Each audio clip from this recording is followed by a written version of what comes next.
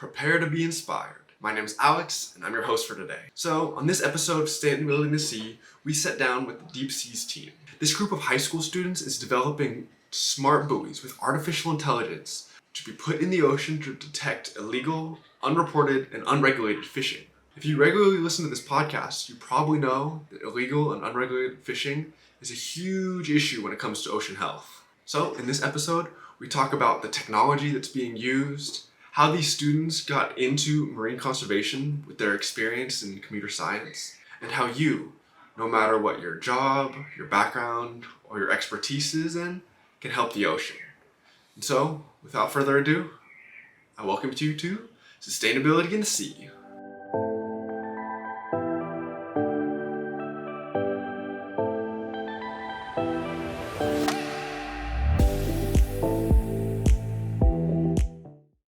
All right, we're super excited to have the DeepSeas team on today.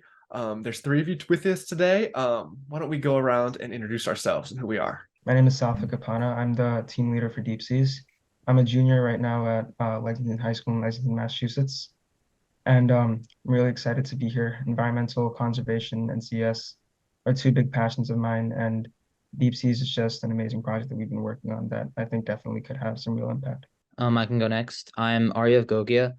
I'm at McLean High School in Northern Virginia. I'm a sophomore, and within the team, I'm the lead for hardware. Great to have you. Hi, I'm Pranav. I'm a junior at Downingtown STEM Academy, and I'm one of the team members of DeepSeas, and I'm also interested in pursuing computer science and just like having a career in like the computer science and technology field. Awesome. Well, I'm excited to talk to you all and really learn about DeepSeas. So my first question is, what is DeepSeas? Give us a little background. So DeepSeas is basically a project that we've been working on that aims to solve a problem called IUU fishing.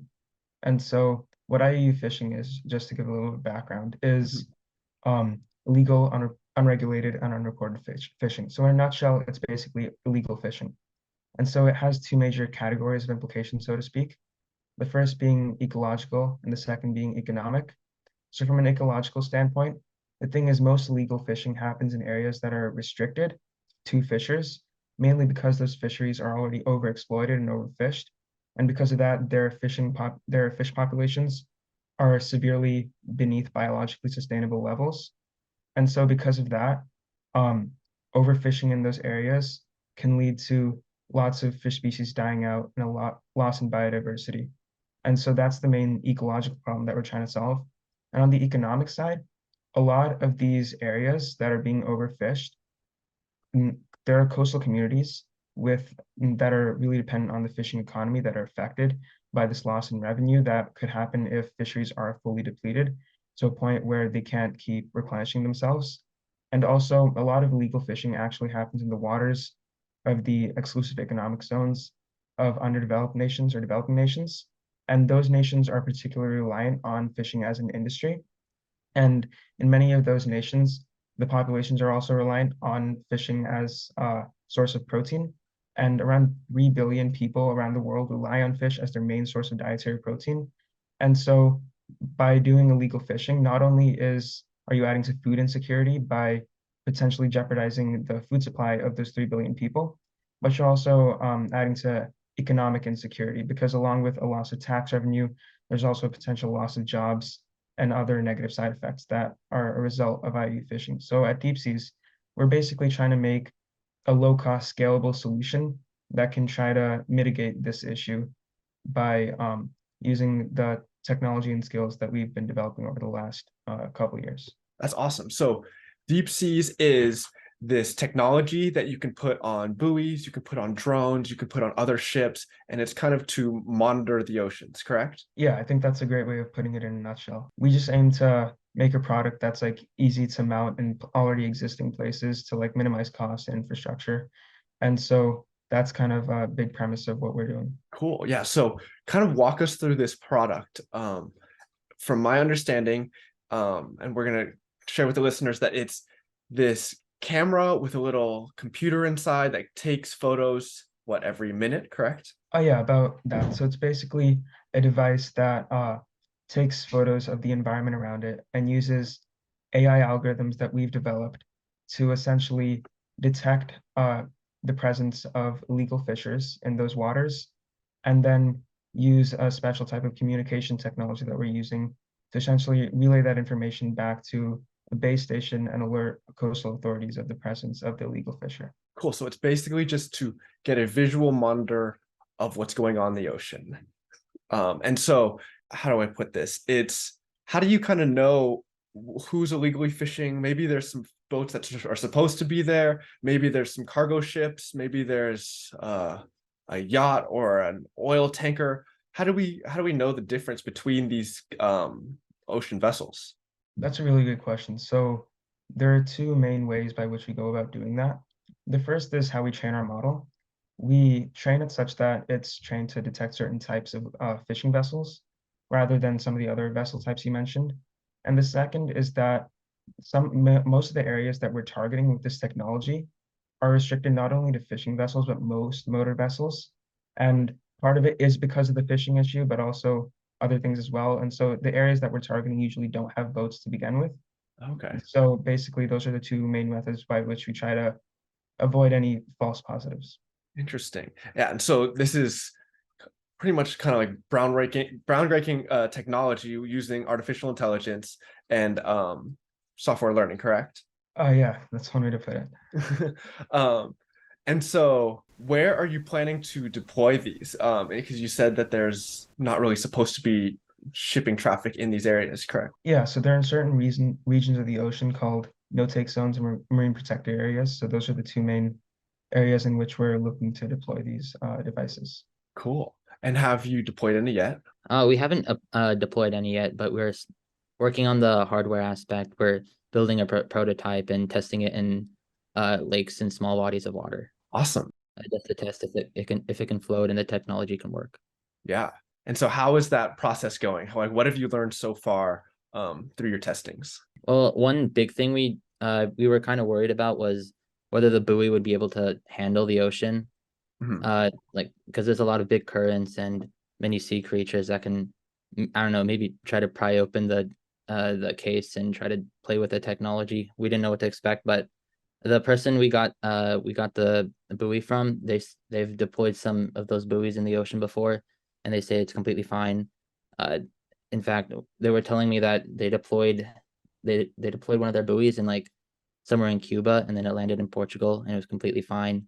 Wow. Like some salesmen they took in, they thought like it was tracking them or something, and then they were able to retrieve it, and they saw that the buoy was completely fine. So that was definitely one thing we were worried about, but we learned about after some research and after some testing. Yeah. That's awesome. And so prior to this technology, how would governments and organizations kind of address the IUU fishing, illegal and unreported fishing? So there are a few different ways in which they did it. I can go over one of them. And if my teammates also want to go over some, that would be great too. So one of them biggest ones is basically using something called an AIS transponder. So all vessels are supposed to have something called the AIS transponder, which basically through satellite provides the exact geolocation data for any given vessel. And so the thing is, this is a major way by which governments have tried to solve this issue, which is basically using that location data and cross-referencing it with areas in which illegal fishing isn't supposed to happen, to essentially try to figure out if there's illegal fishing going on in the area and what boat is doing it. But one of the biggest drawbacks of this technology is the presence of what are called dark vessels. And the reason, it's basically because a lot of the illegal fishing vessels, they either turn off or remove their transponders, their AIS transponders. And so those dark vessels aren't able to be tracked by those methods. And only around 15% of vessels that are partaking in illegal fishing have those AIS transponders actually enabled. And so we're trying to basically go after those dark vessels that aren't being tracked by current methods. Wow, yeah. So we live in Hawaii, and so Papahanaumokuakea is one of the largest marine national monuments in the oceans. And so what I've heard a lot is that you'll be tracking an AIS vessel and you'll see it come to the boundary, and then just all of a sudden, the little dot on the GPS screen will just disappear.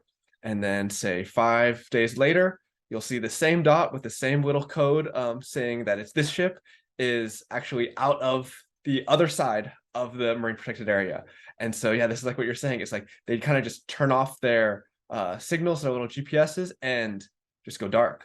It's crazy. Yeah, for sure. And we're just trying to make sure that in those areas, like you mentioned, where they just go dark, we like want to make sure that there's some way to still keep them accountable there. So like another issue would be, or not an issue, one way to mitigate this would be fisheries observers, correct? So observers are humans on a boat, typically with a science background, and they will kind of just monitor what fish is being caught. They'll have a data collection, and they'll say, all right, this many tuna were caught, this many billfish were caught, and so on. This many protected species were hooked. And so that I guess that's another instance where you can kind of monitor this type of fishing. But with that said, not every fishing vessel has observers on them, right? I know in the commercial longline fleets out of Hawaii, one of the fleets, only 20% of the boats have these observers on them at any given time. And compared to other fisheries, that is a huge number. But in the grand scheme of things, 20% of one fleet of vessels, so one group of ships, isn't that much, right? I think another one that I kind of thought about too was or one that I heard of was having AI guided drones that could like kind of monitor the waters that way. Have you guys heard anything about that or done any research on how those work? We have heard of some other products or other projects that have tried tackling this issue. And we have figured out their flaws and tried to solve them with DeepSeas. So for example, there's one like seafood traceability. Some projects like Mazu, MAZU, and Atlant Space, they're not very good with their seafood traceability. So we solved that problem. Same with scalability. This project can be scalable to other ocean problems, like for example, search and rescue. Like you could detect if there's like a person in the ocean who needs rescuing so you can do that through object detection. So we definitely solved those problems. And with regards to drones specifically, I just wanted to add that actually DeepSeas, when we were first conceiving it, drones were one thing that we were strongly considering. That's where the D in DeepSeas originally came from. But one of the reasons why we decided to move away from drones, there are two major reasons. The first is cost, because drones tend to cost a lot, not only to purchase upfront, but also to operate. And second, because of scalability, and just the scalability, which is basically because when you have a drone doing a pass over an area, after that pass is done, the drone is gone. And so that area kind of gets opened up to these illegal fishers. And drones are also range limited because they have to be within a certain area distance from a base station. And the farther you get, the smaller their path can be, because if they have to fly out farther, then they can't do as many passes through a certain area or go cover as much distance in a certain area, because they've already used a significant amount of their fuel getting to that region in the first place. So that's one of the main reasons why we tried to move away from drones and use this different approach instead. Interesting. Yeah. So these deep sea buoys or smart buoys essentially can float across oceans and kind of just monitor what vessels are in any given area, correct?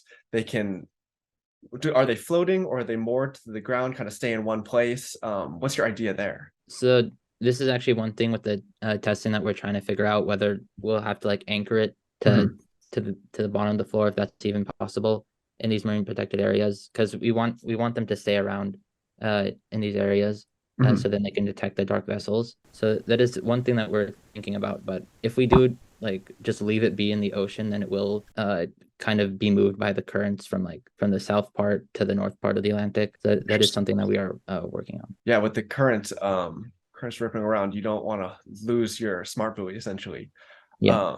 All right, for those listening, what are the next steps? What do you need to kind of get past this testing phase and put these into fruition, start catching these dark boats, and start kind of helping our seas with illegal fishing? Well, a few things. So first, in the testing phase itself, we're trying to make sure that we minimize false positives and false negatives as much as possible, because we don't want to trigger too many false positives and undermine the confidence in our product by alerting authorities when there is nothing to be alerted about. And so we want to continue iterating on our models and make sure that we're in a place where we feel comfortable and confident giving this as a legitimate tool for authorities to use to catch IUU fishing. And another major thing that we're looking for is essentially also to test out the technology that we have, things like the power consumption of our components, whether our solar panels can support that and things like that. So basically just to make sure the technology works as best as we can get it to. And then the next steps beyond that would be reaching out to local authorities in certain areas that are affected by this issue and kind of trying to move forward with them. Interesting. Are you planning on going to areas that are heavily hit by fishing kind of first, or do you think that it might be beneficial to start in maybe a smaller kind of more coastal area that has other types of issues, maybe like ship speed limits or something like those along those lines? I can take this question. So I think like one really good thing about DeepSeas is its like versatility, kind of like in comparison to our competitors. It has like a much wider set of tasks that it can like we can tweak it to accomplish. So I think it's like right now, since we have like all these different like market options, I think it's really beneficial that we can like with some research and testing, we can find which market like would best suit our technology and like where it would work best. So like right now, it's just like a kind of like a waiting game of testing our thing to make sure it's like our product is our like top product, the best we can put out there, and make sure it's reliable so that when we give it out, get like good reviews. And we also want to like attract attention. So when we're like ready to distribute our technology, we have like already a line of customers that want to work with us and use our technology. Cool. Yeah, it's so amazing how many applications that this product can handle. It can obviously handle fishing, but like you mentioned, it can handle something like oil spills, maybe container spills where large cargo ships may lose a container and you can find a floating container at sea. Just so many possibilities, which is really cool. And so, as you mentioned from the start, you're all in high school. And when I was in high school, I wasn't thinking about illegal and unreported fishing.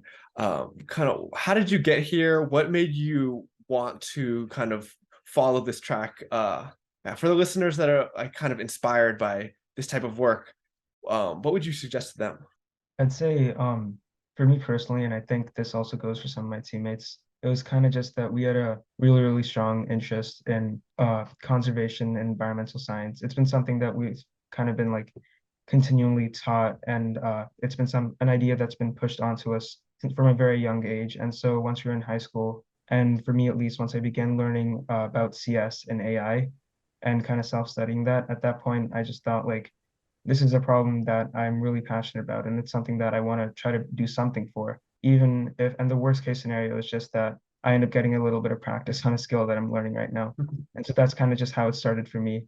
And to any listener, I just say that if you have an idea and you have some skill set or you're willing to learn it, it can't hurt to try. The worst thing that's going to happen is that you're just not going to get it, and you might get a little bit of practice with a skill that you might end up using for something else. Yeah, I love that. And it's so cool that you're using computer science to tackle a conservation issue.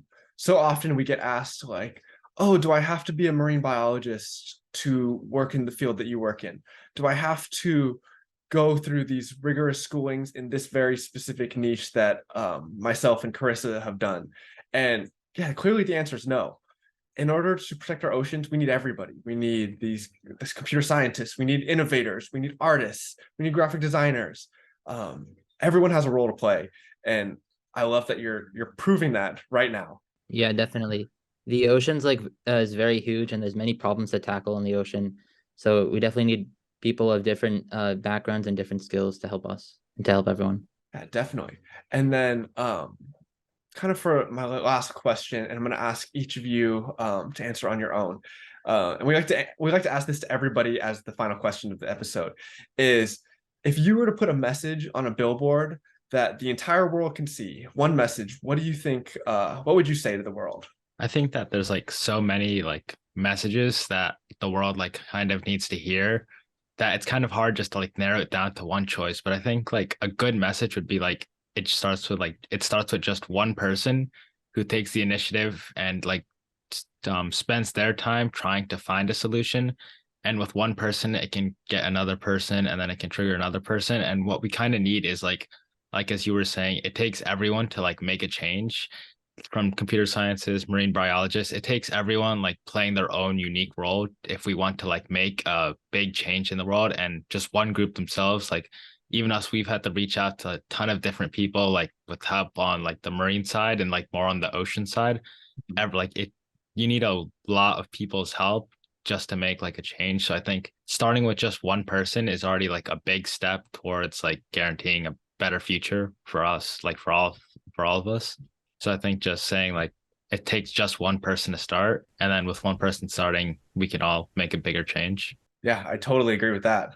And look at, you have 5 people on your team that are starting one initiative, one big change, and I can't wait to see where it goes. One thing I would put would probably be if you find a problem related to ocean and or sustainability, just go try it. Doesn't matter what age you are, or if you have lack of skills, and you can definitely use the internet to hone your skills and to try to tackle the problem. Like for us, we kind of started, we didn't know much about illegal fishing, but we did our research, and just like how Pranav is saying, like we started out as one person and grew into 5 as a team of 5, and now we're tackling a very big issue that's impacting billions of people and depleting billions of dollars. So if you find a problem, just go try and see how it works. Yeah. For me, I just say one quote that I think I found a few years ago that really resonates with me, and I think I'd want to put up on a billboard, is that you can't afford to live in potential for the rest of your life, and that at some point you have to unleash the potential and make your move. And I think the reason why that really resonates with me personally is just because I feel like everyone has a lot of ideas, things that they want to do, things that they want to pursue. And I feel like there's always some sort of mental block or something that you need to overcome internally to make that happen rather than externally. And so I feel like that message of just saying what you choose to do and what you're able to do is in your hands, and you're able to push that boundary when you feel like you're ready to, I feel like could be really powerful, just because it basically tells people that, be it about environmental conservation or whatever your passion might be, if you are willing to take the step to pursue your goal and solve the problems that you see in the world, then there's a decent chance that you might be able to. Yeah, I can't agree more. You heard it here first, folks. Just step out of your comfort zone and take a try. All right, guys. Thank you so much, and it was great having you.